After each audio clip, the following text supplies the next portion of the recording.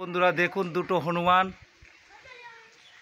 এই বাড়ির থেকে দুটো কলা দিয়েছিল দুইজনের হাতে। এখন সে বারবার উকি ঝুঁকি মারছে আর কলা খাওয়ার লোভে দেখেন। আর বিস্কুট দিয়েছে, দুইজনের দুটো বিস্কুট দেবে, সেখানে একজনই দুটো বিস্কুট নিয়ে খেয়ে নিয়েছে। তো দেখুন, অবশ্যই আপনারা জানেন অশোক দাস ভ্লগ। এই যে দুটো কি দারুণ বসে আছে।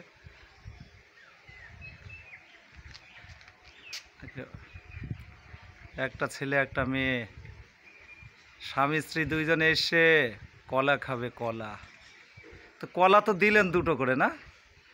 ওদের খেয়ে হয়নি, তাই আবার চাইছে।